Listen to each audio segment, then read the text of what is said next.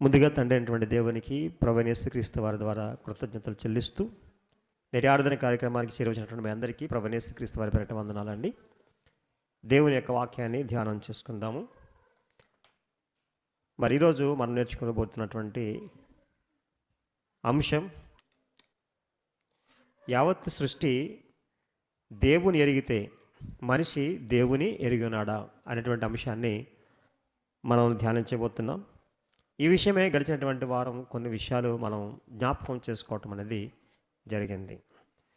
మరి మరొకసారి వాటిని జ్ఞాపకం చేస్తూ ఈరోజు కూడా కొన్ని విషయాలు మనం ధ్యానం చేసి ఈ పాఠాన్ని ముగించుకుందాం. ప్రియమైన దేవుని పిల్లలు, ఈరోజు శాస్త్రవేత్తలు అంటున్నట్లుగా ఈ భూమి మీద 84 లక్షల జీవరాశులు ఉన్నవి అని తెలియజేస్తున్నారు. 84 లక్షల జీవరాశులు దేవుడు చేసినటువంటి సృష్టి. 6 దినముల్లో దేవుడు సృష్టి అంతటా చేశాడు. అంటే పంచభూతములు ఈ భూమి మీద ఉన్నటువంటి ప్రతి జీవుని దేవుడు చేశాడు. అయితే మనం ఆలోచిస్తున్నాం, ఈ పాఠాన్ని ఆలోచన చేస్తే ఈ యావత్ సృష్టి కూడా దేవుని ఎరిగింది అనే సంగతిని మనం ఆలోచన చేస్తున్నాం. యావత్ సృష్టి కూడా దేవుని ఎరిగింది అనేది మనం చూస్తున్నప్పుడు ఎలా దేవుని ఎరిగింది అనేది బైబిల్ని అడిగి మనం తెలుసుకుంటున్నాం. బైబిల్ గ్రంథంలో 6 దినముల సృష్టిలో ప్రతిదీ కూడా ఆలోచన చేసినప్పుడు అన్నీ కూడా దేవుని ఎరిగినవి, దేవుని యొక్క మాట విన్నవి. మొట్టమొదటి మనం ఆలోచన చేస్తే సూర్యుడు, చంద్రుడు ఈ ప్రకృతిలో మనకు కనిపిస్తున్నవి. అవన్నీ కూడా మరి దేవుని యొక్క మాట వినే ఈరోజు నడుస్తున్నాయి. దేవుని యొక్క మాటకు లోబడుతూ ఉన్నవి. భూమి దేవుని యొక్క మాటకు లోబడుతూ ఉన్నది. యేసుక్రీస్తు వారి కాలంలో మరొక సంగతిని మీకు చూపిస్తాను. మత్తయి సువార్త 17వ అధ్యాయం. మత్తయి సువార్త 17వ అధ్యాయం 27వ వచనం చదువుదాం. మత్తయి సువార్త 17వ అధ్యాయము 27వ వచనం. పేతురుతో యేసు ప్రభువారు అంటున్నటువంటి మాట ఏంటంటే, ఇదిగో 24వ వచనం కానీ చదువుతున్నాను. వారు కపెర్నహూమునకు వచ్చినప్పుడు 6 షెకెలను పన్ను వసూలు చేయవారు పేతురు వద్దకు వచ్చారు. ఎందుకంటే షెకెలు అనేటువంటి ఒక పన్ను విధించాలి. 6 షెకెలు. షెకెలు అంటే మనకు ఇప్పుడు రూపాయి ఎలాగో అలాగే కాయిన్స్లో వాళ్ళు వాడేవారు. పన్ను విధించారు, పన్ను కట్టాలి. పన్ను కట్టడానికి మరి ఆ పన్ను వసూలు చేసేవారు పేతురు దగ్గరికి వచ్చి అడుగుతున్నారు. ఏమని అడుగుతారంటే, మీ బోధకుడు ఈ 6 షెకెలు చెల్లింపడా అని అడగగా చెల్లించును నేను. అతడు ఇంట్లోనికి వచ్చి మాట్లాడక మునిపే యేసుక్రీస్తు వారు ఆ సంగతి ఏం చేశారంటే గ్రహించి ఏమంటున్నాడు, ఆ సంగతి ఎత్తి, సీమోను నీకేమి తోచున్నది? భూరాజులు సుంకమును పన్ను ఎవరి వద్ద వసూలు చేయుదురు? అంటే ఈ భూమి మీద ఉన్నటువంటి అంతా కూడా పన్ను ఎవరి దగ్గర వసూలు చేస్తారు? కుమారుల వద్దనా, అన్యుల వద్దనా అన్నాడు. అంటే యూదుల, అన్యుల దగ్గర అని. కుమారులు అంటే ఎవరు? యూదులు. అప్పుడు అంటున్నాడు కింద చూడండి, అతడు అన్యుల వద్దనే అని చెప్పాడు. అంటే అన్యుల వద్ద సుంకం వసూలు చేయాలి. కానీ ఇప్పుడు వీళ్ళు ఏం చేస్తున్నారు? యూదుల వద్ద అంటే కుమారులు అంటే యూదుల వద్ద కూడా వసూలు చేస్తున్నారు. కనుక అక్కడ ఏమన్నాడు? అన్యుల వద్దనే అన్నాడు. అయితే యేసు, అలాగైతే కుమారులు స్వతంత్రులే, అయినను మనము వారికి అభ్యంతరం కలగజేయకుండా. చూడండి, యాక్చువల్గా చెల్లించవలసినటువంటి వారు కాదు, కానీ వాళ్ళకి ఎటువంటి అభ్యంతరం చెల్లించకుండా వాళ్ళు అడిగారు కాబట్టి. అంటే ప్రభుత్వం వారు ఒక నియమం విధిస్తే ఆ నియమానికి ఏం చేయాలి? మనం లోబడి ఉండాలి. ఈరోజు నిజంగా మనకి చేయవలసిన పని కాదు, కానీ మనం చేయాలి. ఎందుకంటే అధికారం కాబట్టి. యేసుక్రీస్తు వారు కూడా ఈ భూమి మీద ఉన్నటువంటి అధికారానికి లోబడి ఉన్నాడు. అక్కడ పన్ను చెల్లించేటువంటి వారు చెప్పినటువంటి రీతిగా విధిరూపంగా పన్ను చెల్లించడానికి సిద్ధపడిపోయాడు. ఇప్పుడు పేతురుతో చెప్తున్నాడు, ఎందుకంటే అలాగైతే నువ్వేం చేస్తావంటే, నువ్వు సముద్రంలోకి పోయి 27వ వచనం, అయినను మనం వారికి అభ్యంతరం కలుగజేయకున్నట్లు నువ్వు సముద్రంలో పోయి గాలం వేసి మొదట పైకొచ్చి చేపను పట్టుకొని దాని నోరు తెరిచి నెడల ఒక షెకెలు దొరుకును, ఒక షెకెలు దొరుకును. దాన్ని తీసుకుని నా కొరకును నీ కొరకును వారికి ఇమ్మని అతను చెప్పాను. చూడండి, అంటే యేసుక్రీస్తు వారు ఆల్రెడీ మన మనసున్నటువంటి వాడు. ఆల్రెడీ ఈ ప్రకృతి అంతా ఆయన చేతిలో ఉంది. ఆయన ఆజ్ఞిస్తే ఈ ప్రకృతి నెరవేరుస్తుంది. అర్థమవుతుందా? దేవుని యొక్క మాట వింటుంది, ఆజ్ఞను నెరవేరుస్తుంది. ఏం చేస్తుంది? ఈ ప్రకృతి అంతా ఆయన ఆజ్ఞను నెరవేరుస్తుందట. అవునా కదా? ఆజ్ఞను నెరవేరుస్తుంది. 148 కీర్తనలు అంటాడు, ఆయన ఆజ్ఞను నెరవేర్చే తుఫాను వడగండ్లారా అంటాడు. అంటే దేవుని ఆజ్ఞను నెరవేరుస్తాయి. ఇప్పుడు ఈ ప్రకృతిలో మరి సముద్రములో ఉన్నటువంటి చేపకు యేసుక్రీస్తు వారు ఆర్డర్ వేశారు. అదిగో పేతురు గారు వస్తున్నారు, నువ్వు ఆల్రెడీ రెడీ అయిపో అన్నాడు యేసుక్రీస్తు వారు. వెంటనే యేసుక్రీస్తు వారు చెప్పిన మాటకు ఒక చేప రెడీ అయిపోయింది. ఏం పట్టుకుని? ఊరికినే కాదు కదా, ఒక షెకెల్ పట్టుకుని రెడీ అయిపోయిందండి. మరి అది ఎక్కడ దొరికిందో తెలియదు. వీళ్ళ యేసుక్రీస్తు వారు పన్ను కట్టడం కోసం, పేతురు గారు యేసుక్రీస్తు వారు పన్ను కట్టడం కోసం మరి ఎప్పుడు ఆర్డర్ అయ్యిందో తెలియదు, అది ఎక్కడ సంపాదించిందో తెలియదు. సముద్రంలో వేసినటువంటి ఆ షెకెలు వెతుక్కుని పట్టుకొచ్చింది. ఇప్పుడు గేలం వేసిందంటే గేలానికి రావాలి. ఆ గేలం పట్టుకుంది. పేతురు గారు వేసిన పలానా చోట అక్కడికి వెళ్ళాలని దానికి అర్థమైంది. ఆ గాలంలోకి వెళ్ళింది. ఆ గాలం తర్వాత దాని నోట్లో ఆ షెకెలు ఇచ్చింది. ఆ షెకెలు తీసుకొచ్చి పేతురు గారు ఇద్దరికి పన్ను కట్టారు. మీకు అర్థమైందా?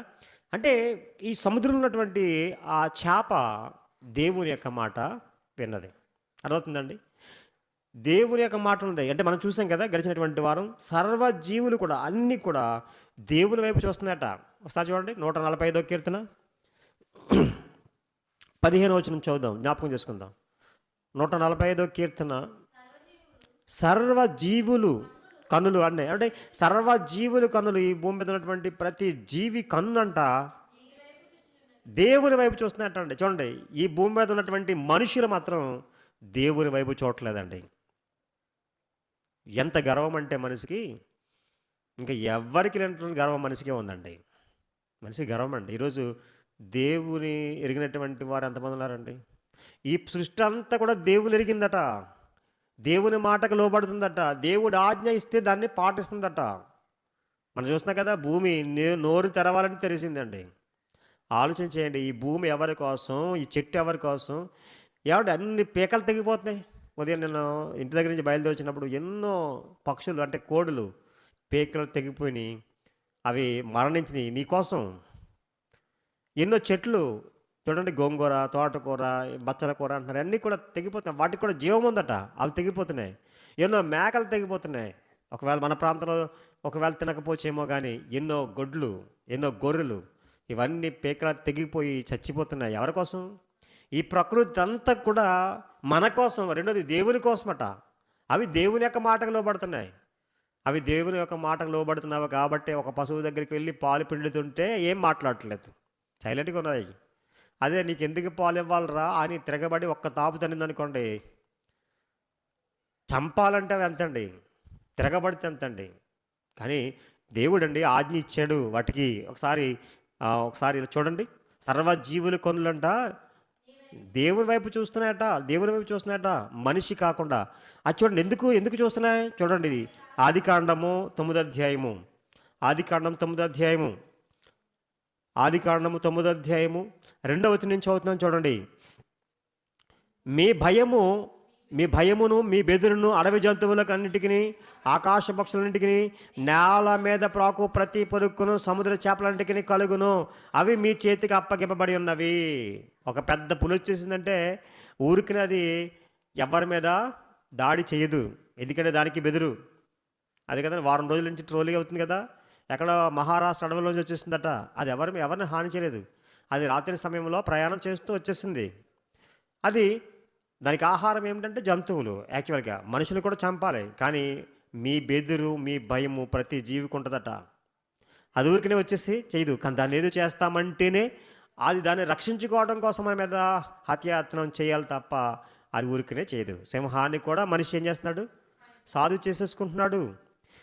ప్రతి దాన్ని లోబడుతుంది, ప్రతి మనిషికి లోబడుతున్నది. ప్రియమైన దేవుని ఇక్కడ ఆలోచించేయండి, దేవుడు అటువంటి ఆ మాట, దేవుని యొక్క మాటకు లోబడి మనకు లోబడుతున్నాయి తప్ప అవి తిరగబడాలంటే ఒక చిన్న కీటకం, మనకు తెలియనటువంటి ఒక చిన్న కరోనా అనేటువంటి ఒక చిన్న, అది కంటికి కనిపించినటువంటి ఒక వైరస్, అది మనిషిని చంపేయలేదా?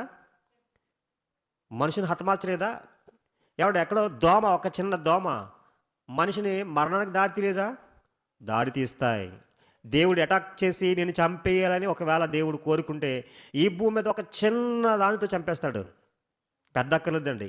పెద్ద ఆయుధం అక్కర్లేదు, పెద్ద జంతువు అక్కర్లేదు, ఏనుగు, సింహం, పులి ఇటువంటి అక్కర్లా. ఒక చిన్న దానితో, అంటే మనిషికి భయం కలగాలనే దేవుడి సృష్టిలో ఒక చిన్న దాని నుంచే మనిషికి భయం కురిపించాడు. ప్రపంచాన్ని గజగజలాడించేసింది ఇది కరోనా అనేటువంటిది, తెలుసు కదా మనకి. కనుక ఇక్కడ ఆలోచన చేస్తే దేవుడట ఈ ప్రకృతిలో ప్రతీది కూడా మనిషికి లోబడేటట్లుగా చేశాడట. ఇక్కడ చూస్తే మన ఆ బెదురట, మన భయము ప్రతిదానికి కలుగుతుందని చెప్పాడు. చూడండి 2వ వచనం చదువుతున్నాం కదా. నేల ప్రాకు ప్రతి పురుగును సముద్ర చేపలన్నీ కలుగును, అవి మీ చేతికి అప్పగింపబడి ఉన్నవి. ఎవరి చేతికి అప్పగింపబడి ఉంటాయంట? మనుషుల చేతికి అప్పగింపబడ్డంట. ప్రతి మనిషి చేతికి ఈ ప్రకృతి అంతా కూడా అప్పగించాడని దేవుడు. చూడండి ఎంత గొప్ప సంగతం. మనుషుల చేతికి అప్పగించాడంట. 3వ వచనం చూడండి. ప్రాణము గల సమస్త చరములు మీకు ఆహారమగును, పచ్చని కూర మొక్కలు ఇచ్చినట్లు వాటిని మీకు ఇచ్చుచున్నాను అన్నాడండి. తినడానికి ఆహారముగా దేవుడు ఇచ్చేసాడట నోవహుకి. దేవుడు చెప్తున్నటువంటి మాట అన్నీ.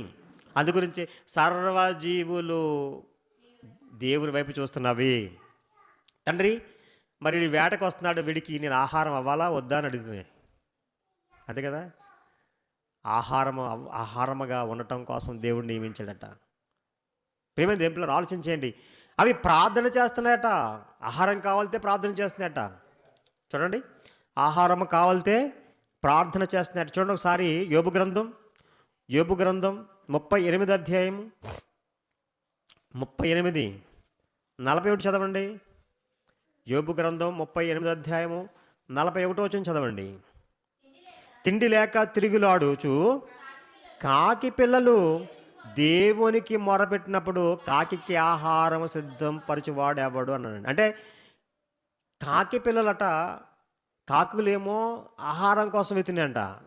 కాకి పిల్లలు ఎవరికి మొరపెడుతుందంట? దేవునికి మొరపెడుతుందంట. పక్షి దేవునికి మొరపెడుతుందట. దానికి ఆహారం సిద్ధం చేసేవాడు ఎవడండి? దేవుడే. యేసుప్రభువు వారు చెప్పారు కదా, ఆకాశ పక్షులను చూడి అవి వెత్తవు, కోయవు, కొట్టల్లో కూర్చుకొనవు, ఆయనను వాటికి ఆహారం సిద్ధపరుస్తున్నాను నేను అన్నాడండి. దేవుడు సిద్ధపరుస్తాడట ఆహారాన్ని, దేవుడు వాటికి సిద్ధపరుస్తున్నాడట. కనుక వాటికి అర్థమైపోయింది, దేవుడే ఆహారం సిద్ధపరుస్తున్నాడు. దేవా ఇదిగో మా తల్లులు ఆహారం కోసం వెళ్ళినవి, వాటికి ఆహారం సిద్ధం చేయండి, మాకు తీసుకొస్తాయి, మాకు పెడతాయి అంటున్నాయట. అవునా? వెళ్తూ ఉంటాయి అవి. మనం ఏదో డాబా మీదో లేకపోతే ఎక్కడో ఆరేసుకునో లేకపోతే ఏదో వేటి వడియాలో లేకపోతే ఇంకోటియో సరదాగా కొబ్బరో ఏదో తీసుకుని వెళ్ళిపోతూ ఉంటాయి, మాంసం ఏదో మనకు తెలియకుండా. అవునా కదా? దేవుడు సిద్ధపరిచాడు, పలానా ఇంటికి వెళ్ళిపో, అక్కడ రెడీగా ఉందని చెప్తాడు, వెళ్ళిపోతూ ఉంటాయి. అర్థమవుతుందండి? అలాగే సింహాల గురించి చూడండి ఒకసారి. పెద్ద సింహాలైనా సరే 104వ కీర్తనలు 104వ అధ్యాయం చూడండి ఒకసారి. 104వ కీర్తన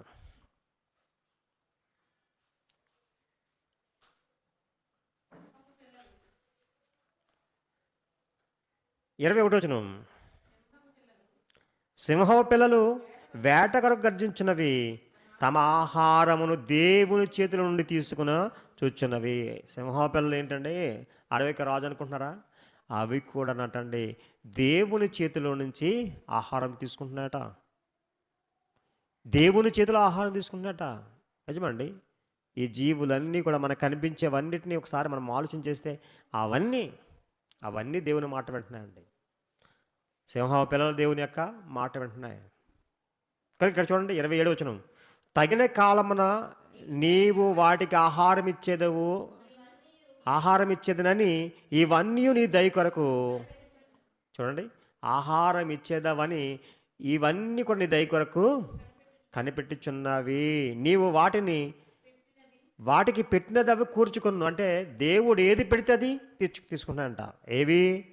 సింహాలేంటి, ఇంకేంటండి, పక్షులేంటి, ఈ జీవులన్నీ కూడా దేవుడు పెట్టినవి తీసుకుంటున్నాడంట. మనం అనుకుంటున్నాము, నేను ఈ పంటను పండిస్తున్నాను, నేను వాటిని పండిస్తున్నాను, నేను వాటికి మందు పెడుతున్నాను, నేను వాటికి నీరు పెడుతున్నాను అనుకుంటున్నారు.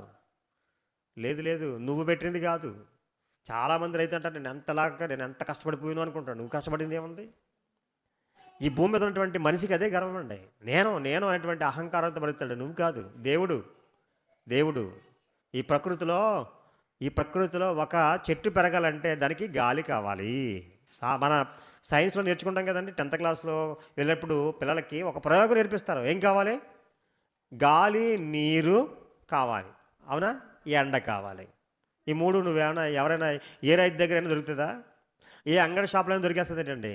గాలి, నీరు, ఇంకేంటండి? ఎండ. దొరుకుతదా? ఎక్కడ అంగడి షాప్‌లో దొరుకుతదా? మరి ఇవెవరిస్తున్నారు? దేవుడు కదా!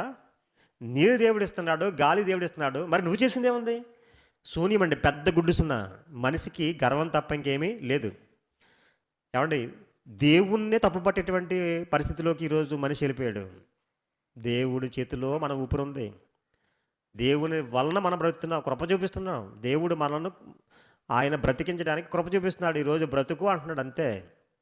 ఎన్ని నిందలు వేసినా, ఎన్ని అపవాదులు వేసినా, దేవునికి నువ్వు విరోధైపోయినా ఆయన జాలి చూపిస్తూనే మనల్ని బ్రతికిస్తున్నాడు. ఈ ప్రకృతిలో ఉన్నటువంటి జీవుల్లాగా మనల్ని కూడా కోసేస్తే ఏమైపోతామండి?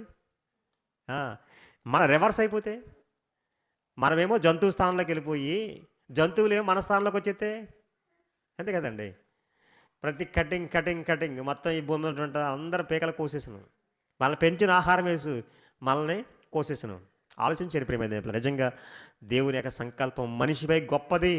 ఈ ప్రకృతి అంతటిని, ఈ జీవులు, సర్వజీవులన్నీ కూడా, అన్నిటినీ కూడా దేవుని యొక్క మాట విని ఈ ప్రకృతిలో ఉన్నటువంటి మనిషికి సేవ చేస్తుంది. సేవ చేస్తున్నాయంటండి. చూడండి 104వ కీర్తనలో చూడండి, 4వ వచనం చదవండి. వాయువులను తనకు దూతలుగాను, అగ్నిజ్వాలను తనకు పరిచారకులుగాను ఆయన చేసుకును అన్నాడు. అంటే దేవునికి పరిచారకులుగా చేసుకున్నాడట, దేవునికి దూతలుగా చేసుకున్నాడట. అంతేకాకుండా మనకి కూడా పరిచారకులుగా చేశాయి. అవన్నీ కూడా అగ్ని కానీ, గాలి కానీ, అవన్నీ కూడా మనకి పరిచారకులు. మన పరిచయం చేస్తుందండి మనిషి కోసం. ఈ భూమి మీద ఉన్నటువంటి మనిషి కోసం, ఈ ప్రకృతి కోసం అవి పనిచేస్తున్నాయట. అవి పనిచేస్తున్నాయి అంటే దేవుడు అప్పగించినటువంటి పనిని అవి చేస్తున్నాయి. ఇప్పుడు మనం ప్రశ్నించుకోవాల్సినది ఏంటంటే, దేవుడు మనకిచ్చినటువంటి పనిని మనం చేస్తున్నామా?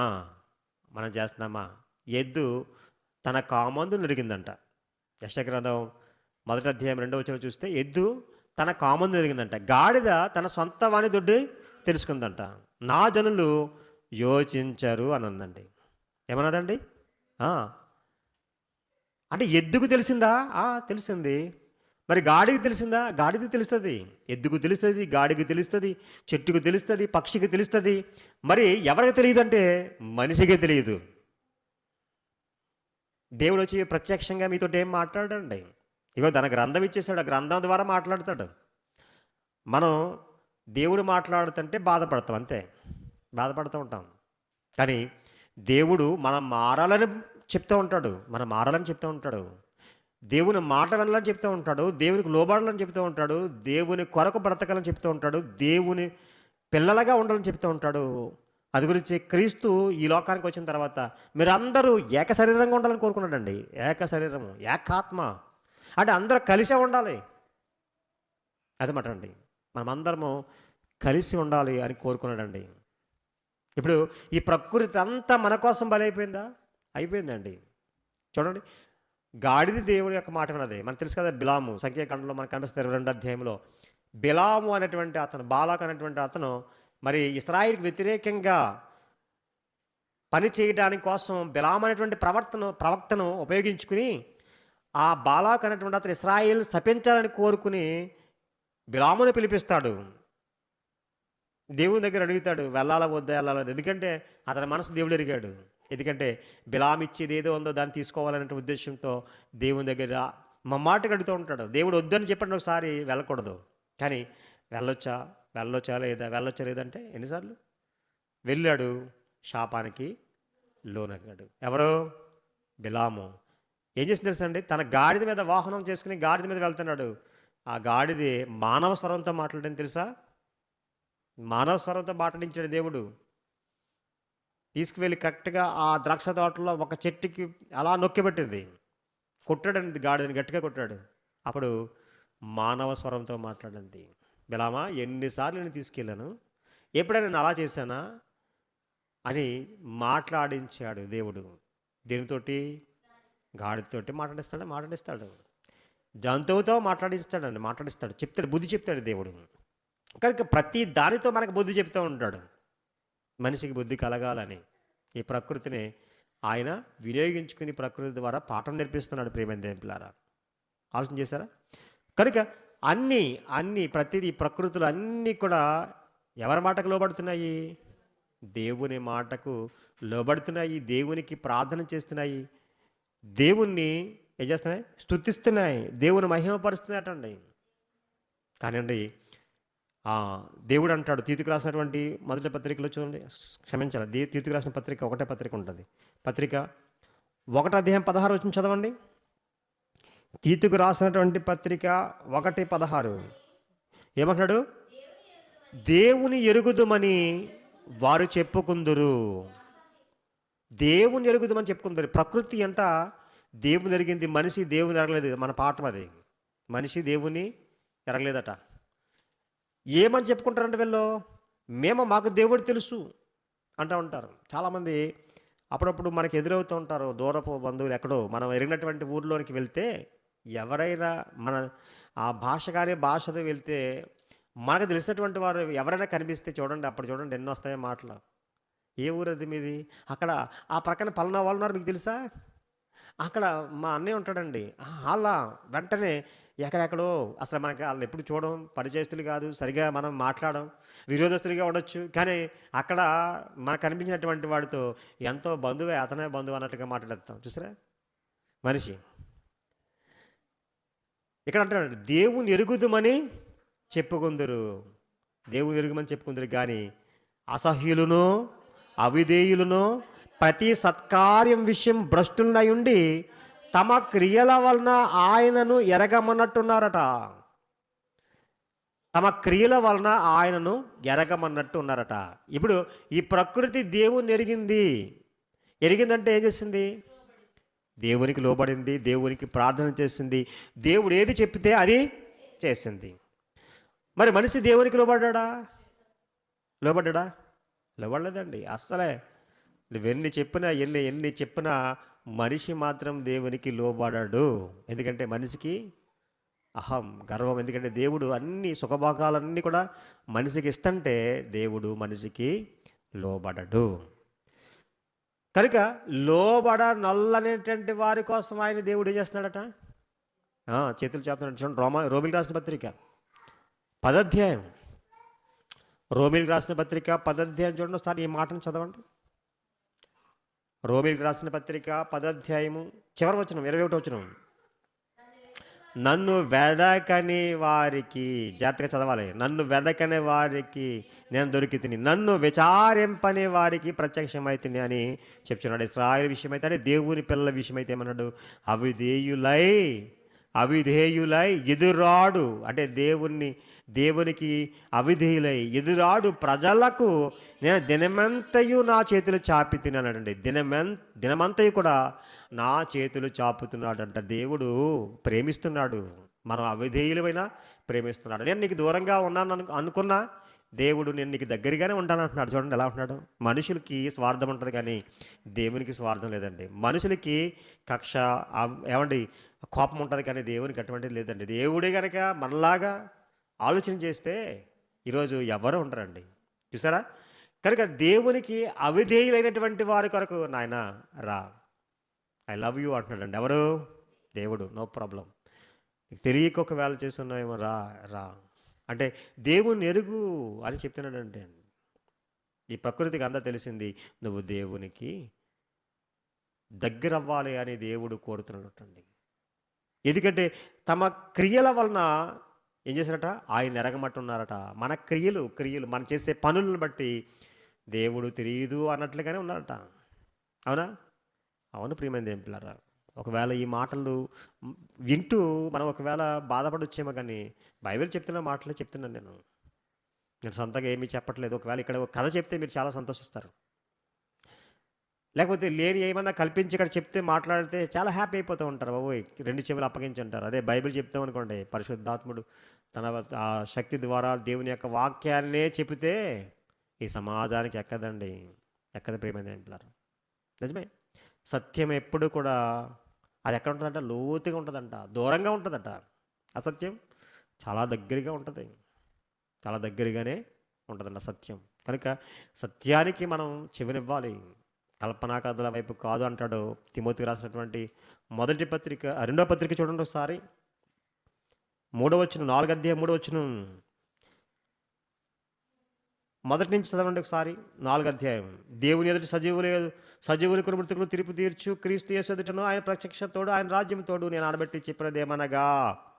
తిమోతికి పౌలు చెప్తున్నాడు, వాక్యాన్ని ప్రకటించుము, సమయమందును అసమయమందును ప్రయాసపడము, సంపూర్ణమైన దీర్ఘశాంతం ఉపదేశించుచు, ఏమన్నాడు, ఖండించు, గద్దించు, బుద్ధి చెప్పు అన్నాడండి. అంటే సేవకుడు ఏం చేయాలట, ఖండించాలి, గద్దించాలి, బుద్ధి చెప్పాలి. ఈ 3 ఖచ్చితంగా సేవకుడు చేయాలి. ఒకవేళ ఈ 3 లేవనుకోండి, ఆ సేవకుడు దేవుని యొక్క ఆజ్ఞను లోబడట్లేదు. అంటే ఖండిస్తే ఏం చేయాలి, విశ్వాసాలు అంతా ఎలా ఉండాలి, బాబోయ్ ఇది ఖండిస్తున్నాడు, ఇది గద్దిస్తున్నాడు, ఇది బుద్ధి చెప్తున్నాడు అని దూరం అవ్వాలనా లేకపోతే దగ్గర అవ్వాలనా? దేవునికి దగ్గర అవ్వాలి, గద్దింపులకు లోబడాలి.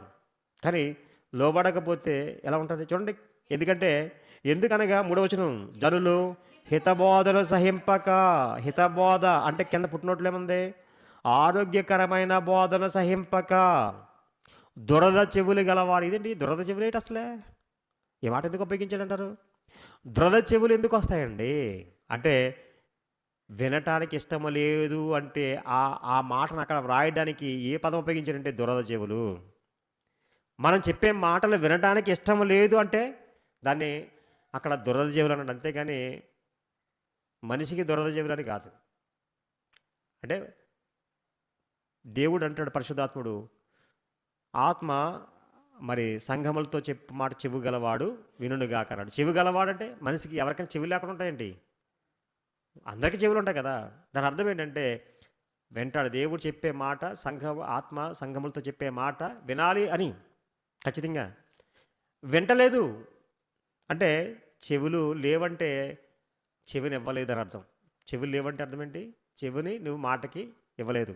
ఇక్కడేమంటున్నాడు, హితబోధను సహింపక దురద చెవులు గలవారే తమ స్వకీయ దురాశలను అనుకూలమైన బోధకులు తమ కొరకు పోగు చేసుకుని సత్యమునకు చెవినివ్వక, అది కల్పన అంటే కల్పించినటువంటి కథలు, అదే ఆ కథల కోసం సేవకుల్ని ఏర్పాటు చేసుకుంటారా చూసారా?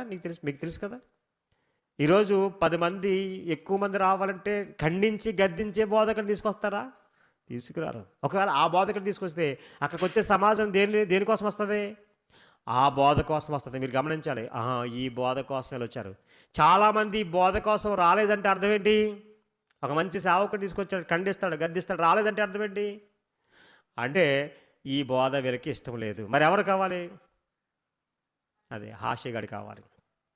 2.5 పొట్టి అతను చనిపోయాడు పాపం. అతను చాలామంది తీసుకెళ్ళేవారు. మీరు చూడండి, ఆ స్టేజ్ మీద ఉన్నటువంటి పాస్టర్లో నవ్వుతాం. నవ్వడానికి ఎవరిని జోకర్గా వాడుకున్నారు? సేవకుడు జోకర్గా వాడుకున్నాడు. అంటే సేవకుడు జోకర్ అయిపోయాడు. మీకు అర్థమవుతుందా? ఆ కూర్చున్న వాళ్ళ ఎదరులంతా కూడా అలాగే. అతను మాట్లాడేటువంటి వ్యంగ్యపు మాటలు, ఆ మాటలు చూసి చాలామంది నవ్వుకునేవారండి. నవ్వడానికి అతను నియమింపడ్డా? ఆలోచించేయండి. పౌలు అయితే అంటున్నాడు, అలా ఒప్పుకోలేదండి. పౌలు యొక్క బోధ చాలా ఖండితంగా ఉండేది, ఖండించేవాడు. తిమోతి బోధకుడు అవుతున్నటువంటి తిమోతి కూడా అదే చెప్పాడు. నువ్వు ఏమన్నాడు? ఖండించు, గద్దించు, బుద్ధి చెప్పు. అది ఈ 3. ఎందుకంటే జనులు సరిగా లేరు, సమాజంలో మనుషులు సరిగా లేరు, కనుక నువ్వు ఇది ఖచ్చితంగా చెయ్యి అని చెప్పాడు. కనుక ప్రియమైన దేవుని ఆలోచన చేయండి. ఇక్కడ దేవుని యొక్క మాట వినాలి, దేవునికి లోబడాలి. ఈ ప్రకృతి అంతా దేవుని ఎరిగింది, మనిషి దేవుని ఎరగలేదు. ఏమన్నాడు? అంటే వాళ్ళ యొక్క క్రియల వల్ల ఎరగమన్నట్టు ఉన్నారట. మనం చేసే పనులను బట్టి ఎరగమన్నట్టున్నారట. ఈరోజు దేవుని ఎరిగినటువంటి వారు ఇక్కడ ఎంతమంది ఉంటారు సమాజంలో? దేవుని ఎరగమంటే తెలుసుకున్నారు కదా. తెలుసుకున్నామంటే బాప్తిసం పొందారు. బాప్తిసం పొందారంటే దేవుని పిల్లలు. దేవుని పిల్లలు సమాజంగా కూడుకున్నటువంటి రోజు ఏంటంటే ఆదివారం. మరి సమాజంగా కూడటం మానుకున్న వారు ఎంతమంది ఉన్నారు? మరి ఎంతమంది దేవుణ్ణి జ్ఞాపకం ఉంచుకుని దేవుని ఎరిగినటువంటి వారికి ఉన్నారు? ఆలోచించండి ఒకసారి చూడండి. కనుక హెబ్రీయులకు రాసిన పత్రిక చూడండి. హెబ్రీయులకు రాసిన పత్రిక 10వ అధ్యాయంలో భక్తుడు సెలవిస్తున్నాడు. ఈ మాట చూడండి ఒకసారి, నేను ముగిస్తున్నాను. హెబ్రీయులకు రాసిన పత్రిక 10వ అధ్యాయం 24వ వచనం. కొందరు మానుకొనుచున్నట్టుగా సమాజముగా కూడుట మానక ఒకరినొకడు హెచ్చరించుచు ఆ దినము, అంటే యేసుప్రభు వారు మరలా ఈ భూమి మీదకి వచ్చేటువంటి దినము సమీపించుట మీరు చూచిన కొలది మరి ఎక్కువగా అలాగూ చేయుచు ప్రేమ చూపుటకును సత్కార్యం చేయుటకును ఒకరినొకడు పురుకొల్పవలనని ఆలోచింతుము. అంతేకాకుండా ఒకరినొకరు పురుకొల్పుకోవాలి. మానుకున్నట్లుగా మానుకోకూడదు. కొందరు మానుకుంటున్నారు, అలా మానుకోకూడదు సంఘమా అని చెప్తున్నాడు. ఇంకా ఖండితమైన ఆజ్ఞిస్తున్నాడు. 26వ వచనం చూడండి.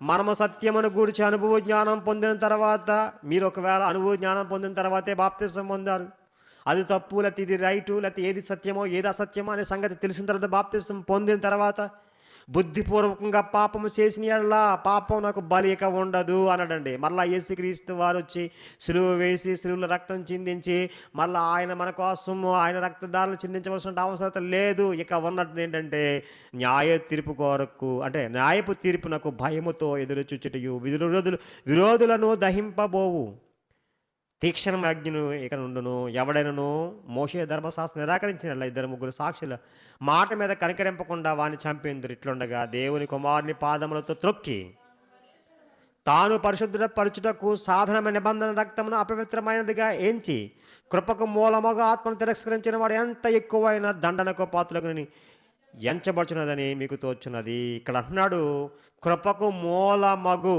ఈ మాటను చాలా అండర్లైన్ చేసుకోవాలి. ఏమన్నాడు? చదవండి ఆ మాట. కృపకు మూలమగు ఆత్మను తిరస్కరించువాడు అన్నాడు. ఇక 29 వచ్చిన ఇట్లుండగా దేవుని కుమారుని పాదములతో తొక్కి తాను పరిశుద్ధపరచుటకే సాధన నిబంధన రక్తమును అపవిత్రమైనదిగా ఎంచుతున్నమాట. ఇక్కడ పాయింట్ ఏంటంటే ఆలోచించేయండి.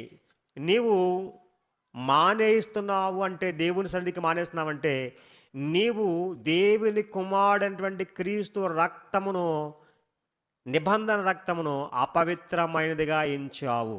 అది అపవిత్రమైనదా పవిత్రమైనదా? ప్రభు రక్తం అంటే నీవు దేవునికి దూరం అవ్వటం వలన అపవిత్రమైనదిగా చేస్తున్నావు. అంటే ఈరోజు సంఘముగా ఇశ్రాయేలీయులు అర్పించేటువంటి బలి చూడండి, పాపముల నిమిత్తము జంతువుని కోడిని అర్పించేవారు. ఎందుకు? పాప క్షమాపణ కోసం ఆ రక్తం చిందించాలి. ఇప్పుడు మన కొరకు చిందింపబడినటువంటి రక్తం ఎవరిది? యేసుక్రీస్తుది. యేసుక్రీస్తు వారు ఒక రొట్టెను ఎత్తుకుని ఏమన్నాడు? ఇది నా శరీరం అని జ్ఞాపకం చేసుకోండి దించేది అన్నాడు. అలాగే ఈ తర్వాత ఒక పాత్ర ఎత్తుకుని ఏమన్నాడు? ఇది రక్తము అన్నాడు, ద్రాక్షరసమును. నిబంధన రక్తం అన్నాడు, అంటే కొత్త నిబంధన అని చెప్పడం జరిగింది. ఇప్పుడు అది ఏమి చేస్తుంది? మన పాపములను క్షమిస్తుంది అన్నది. ఏం చేస్తుంది? ప్రభు రక్తం మన పాపములను క్షమిస్తుంది. కనుక ఈరోజు ప్రభు నమ్మినటువంటి ప్రతి ఒక్కరు కూడా చేయవలసినటువంటి విధి, ఈరోజు ఆత్మ సంబంధమైన బలులు అర్పించడానికి వస్తున్నాం మనం. ఏదండి ఇది? ఆత్మ సంబంధమైన బలులు. శరీర సంబంధమైన బలులు ఎవరు అర్పించారు? ఇశ్రాయేలు అర్పించారు.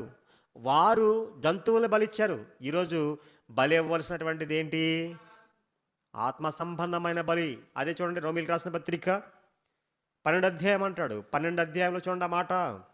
రోమీయులకు రాసిన పత్రిక 12వ అధ్యాయం 1వ వచనం. రోమీయులకు రాసిన పత్రిక 12వ అధ్యాయము 1వ వచనం పౌలు అంటా ఉంటాడు. ఇక్కడ చూడండి, చదవండి.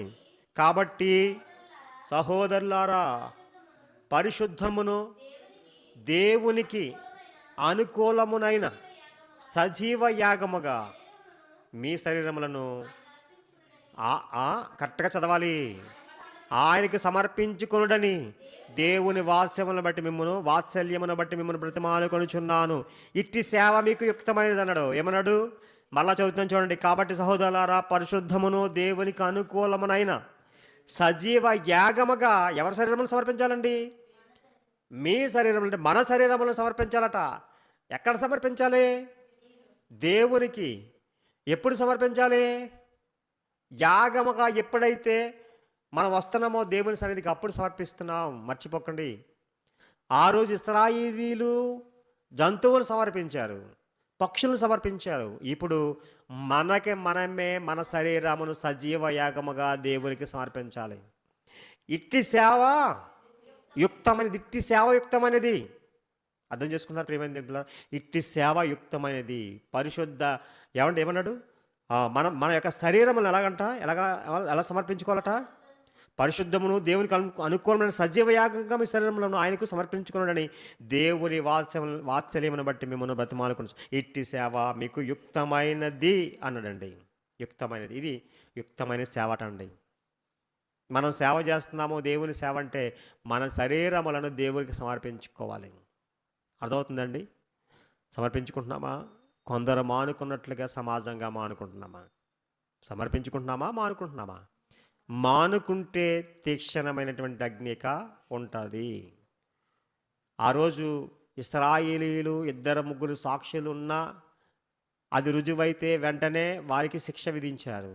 మరి ఇప్పుడు దేవుని కుమారుని తిరస్కరిస్తే ఎటువంటి ప్రతిదండన ఉంటుందో ఒకసారి ఆలోచించుకోమని చెప్తున్నాడు ప్రియమైన దేవుని పిల్లారా. కనుక మనం దేవుని ఎరుగుదుము అని అంటే కనుక చివరిగా మాట చూడండి. చివరగా దేవుని ఎరుగుదుము నేను అనుకుంటే ప్రకటన గ్రంథం 3వ అధ్యాయం, ప్రకటన గ్రంథం 3వ అధ్యాయం 8వ వచనం, నీ క్రియలను నేను ఎరుగుదును అంటున్నాడు. అంటే మన క్రియలు ఎవరికి తెలుసట? దేవుని తెలుసు. ఏమంటాడు? నీకున్న శక్తి కొంచెమై ఉండను, నీవు నా వాక్యమును గైకొని నా నామము ఎరగననలేదు అన్నాడండి. అంటే దేవుని యొక్క వాక్యము గైకుంటే ఆయనను ఎరిగిన వారము. అర్థమవుతుందండి? అర్థమవుతుందా? నాకు దేవుడు తెలుసు అని చెప్పాలంటే దేవుని యొక్క వాక్యము గైకొనాలి. దేవుని యొక్క వాక్యం తెలుస్తాం కాదు. నీకు తెలిసిందేంటి దేవుని యొక్క వాక్యం? ఈరోజు మతోన్మాదులు బాగా బైబిల్ చదువుతున్నారు. దెయ్యములు కూడా తెలుస్తుందంట దేవుని గురించి. దేవుడు ఒక్కడే అని వాటికి తెలిసిపోయి అంట. మనుషులుగా మనకు తెలియటం ఏంటి? కాదండి.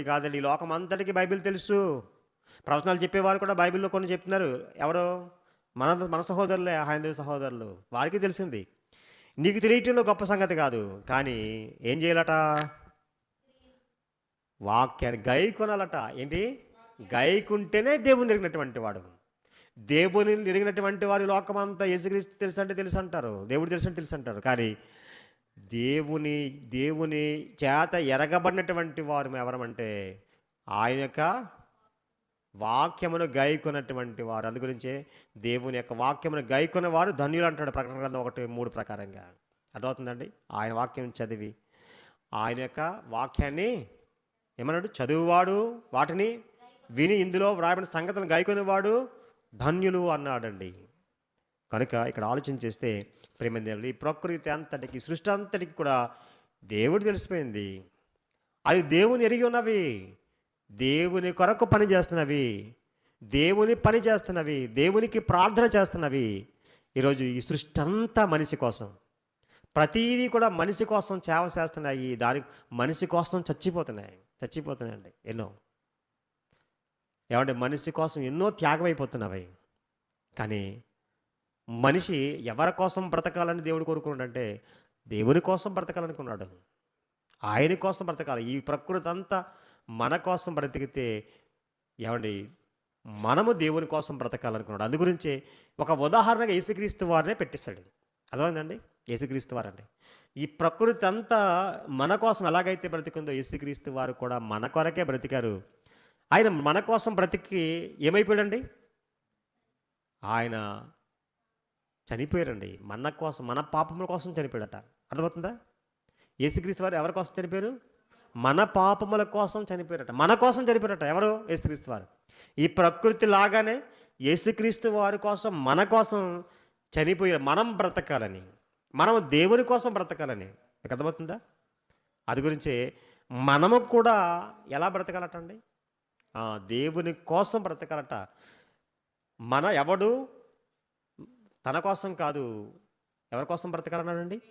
దేవుని కోసం బ్రతకాలి. చివరిగా మాట చూడండి, రోమిలికి రాసిన పత్రిక ఒక మాట. అంటే నేను చెప్పిన దానికంటే వాక్యంలో చదివితే బాగుంటుంది. చివరి మాట చూద్దాం.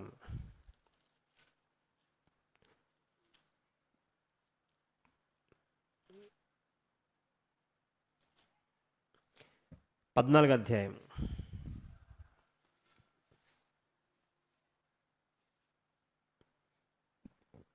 7వ వచనం చదవండి. మనలో ఎవడును తన కోసమే బ్రతుకడు, ఎవడును తన కోసమే చనిపోడు. మనము బ్రతికినను ప్రభువు కోసమే బ్రతుకుచున్నాము, చనిపోయినను ప్రభువు కోసమే చనిపోవుచున్నాము. కాబట్టి మనము బ్రతికినను చనిపోయినను ప్రభు వారమై ఉన్నాము. ఇది పౌలు గారి ఇంటెన్షన్. మరి మనం ఎలా ఉన్నాం? దానికి భిన్నంగా ఉన్నామండి. ఎందుకంటే ఇక్కడ ఏమన్నాడు? మనలో ఎవడును మన కోసం బ్రతలేదంటే మనం మన కోసమే బ్రతుకుతాం. మనలో ఎవడును తన కోసం చనిపోడంటే ఎవరో ప్రియురాల కోసం ప్రియుడి కోసం ప్రియురాలు చనిపోతారు.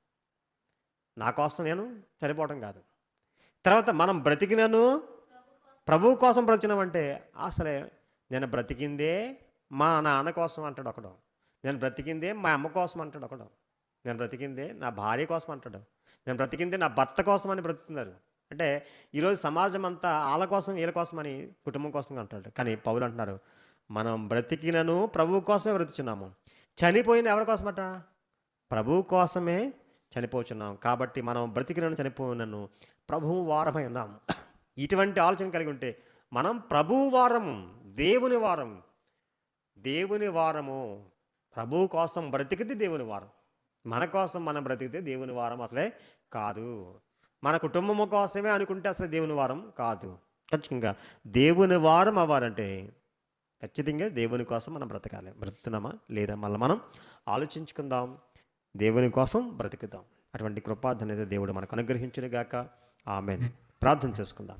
పరిశుద్ధుడా, ప్రేమగల తండ్రి, స్తోత్రాలు. ఇంతవరకు నీ మాటలు నీ యొక్క లేఖన గ్రంథాల నుంచి ఎన్నో విషయాలు వివరించి నీ పిల్లలకు అందించాను తండ్రి. మరి ఈ ప్రకృతి అంతా, ఈ సృష్టి దేవుని ఎరిగింది తండ్రి. మేమే నీ పిల్లలుగా మిమ్మల్ని ఎరగలేదు. మేము ఎరిగినటువంటి వారమైతే ఈరోజు నీ సన్నిధిలో ఉండేటువంటి వారం తండ్రి. నీకు దూరంగా ఉన్నామంటే మిమ్మల్ని ఎరగమన్నట్టు ఉన్నాం తండ్రి. దయతో మమ్మల్ని క్షమించండి దేవా. నీ వాక్యం వెలుగక, నీ సత్యము తెలుసుకొనక, నీ గ్రంథం చదవక, చెప్పబడుతున్నటువంటి మాటలకు చేరువు కాక ఎంతో నష్టపోతున్నారు నీ పిల్లలైనటువంటి వారు. ఎప్పటివరకు నష్టపోయాను తండ్రి. నాయనా మా తండ్రి, వాక్యం వినిపించినప్పుడే మేము వినాలి తండ్రి. వాక్యం వినపడేటువంటి సమయం ఒకవేళ మాకు లేకపోతే తండ్రి మేము నరకానికి వెళ్ళిపోతాం తండ్రి. కృపగల దేవా, వాక్యం వినేటువంటి అవకాశం మాకు ఇచ్చారు. స్తోత్రాలు తండ్రి. విన్న వాక్యం మాలో ఫలింపజేయమని, మీకు విధేయులై జీవించే కృపను దయచేయమని కోరుకొంచు. మిమ్మల్ని మీ చేత ఎరగబడినటువంటి వారంగా, మిమ్మల్ని ఎరగినటువంటి వారిగా ఉండటానికి అటు కృపను దయచేయమని కోరుకోవచ్చు. ఏ మనవులు మా ప్రభువును మా రక్షకుని యేసుక్రీస్తు వారి పేరిట అడిగి వేడుకొంచున్న మా పరలోకపు తండ్రి. ఆమేన్.